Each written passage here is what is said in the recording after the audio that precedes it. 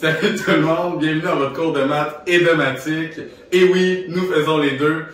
Aujourd'hui, on va regarder la définition des nombres décimaux. On va regarder, pour être plus précis, deux définitions ensemble. On va commencer tout de suite avec la première. Un nombre ayant une partie entière et une partie décimale, mais surtout, la partie décimale doit absolument avoir une suite finie de chiffres. Là, toi, dans ton petit cœur, tu te dis « Ah, mais c'est quoi ça, une suite finie de chiffres? » Une suite finie de chiffres, c'est-à-dire que quand j'écris mon nombre à virgule, mon nombre décimal, mettons j'ai moins 7,123, hein, eh bien après le 3, il n'y a plus rien, c'est fini. Donc il y a une fin à mon nombre. Tandis que quand on avait parlé des nombres rationnels irrationnels, des nombres rationnels ensemble, ici, on s'était rendu compte qu'on pouvait mettre un signe de périodicité pour continuer à mettre des nombres jusqu'à l'infini. Mais là, on n'a pas à faire ça. Quand on est dans les nombres décimaux, il faut arrêter pour qu'il y ait une fin. Fait que des exemples de nombres décimaux, je pourrais dire par exemple que j'ai je sais pas, là, 34,128. Donc, il y a une fin, hein, j'ai arrêté au 8. Je pourrais écrire aussi un nombre négatif, mettons, j'ai moins 19,458. Ben, encore une fois, il y a une fin à mon nombre décimal. Mais un mauvais exemple, ça pourrait être, par exemple, 42,3 périodiques, mettons. Parce que là, tu te dis, ouais, mais j'ai été capable de l'écrire. Oui, mais si tu décides de vraiment l'écrire, ben là, tu vas te rendre compte que c'est long écrire des 3 puis que tu te rendras jamais à la fin avec tes 3. Donc, vu qu'il n'y a pas de fin, on va mettre 3 petits points. Donc là, on va se rendre compte que je peux pas écrire mon nombre décimal avec une suite finie. Hein? Je vais être obligé de continuer jusqu'à l'infini. Donc, ce n'est pas un nombre décimal parce que je ne peux pas arrêter d'écrire. Et là, pour la deuxième définition, vous n'êtes pas prêts? Gros épais! Deuxième définition, messieurs, dames. La transition était incroyable.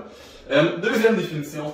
Un nombre décimal peut toujours s'écrire sous forme d'une fraction décimale.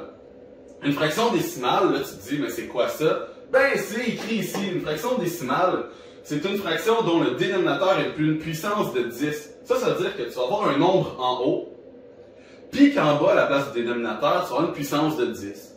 Là, toi, bon, une puissance de 10, comment j'écris ça? Bon, on va aller regarder le tableau ensemble. OK?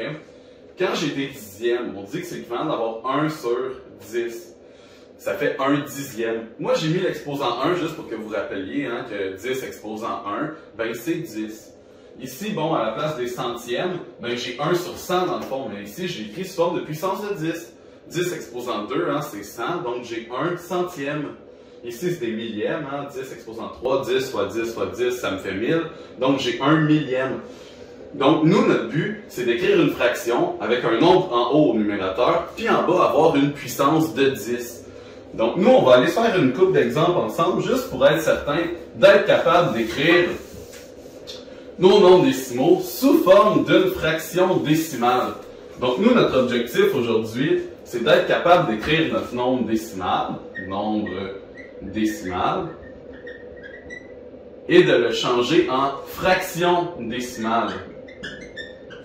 Puis ça, ce qui est génial, c'est que je l'ai gardé ici. C'est quoi une fraction décimale?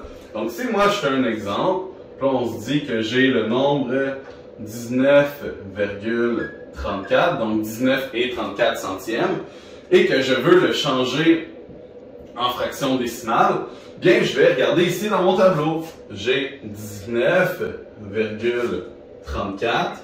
Et là, on voit que mon 4, hein, mon dernier chiffre de mon nombre, donc ma partie finie décimale, est au centième. Donc moi, je vais écrire au complet 1934 et le mettre sur 100 parce que mon dernier nombre est au centième. Et si tu veux, tu peux le vérifier. Hein, tu peux faire 1934 divisé par 100.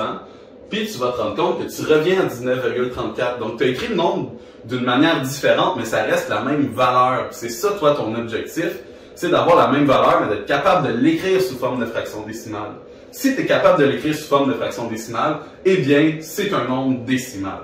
Donc, on va faire un dernier exemple ensemble. Si j'ai le nombre qui est moins 36 et 721 millièmes, et là, tu te rends compte que juste en nommant le nombre, hein, j'ai dit moins 36 et 721 millièmes, eh bien, je peux complètement l'écrire juste en faisant ça. Donc moi, je viens ici, je réécris mon nouveau nombre, qui est, bon, moins 36 et 721 millièmes. Mon dernier chiffre est à la position des millièmes. Donc moi, je vais avoir moins 36 721 et c'est des millièmes.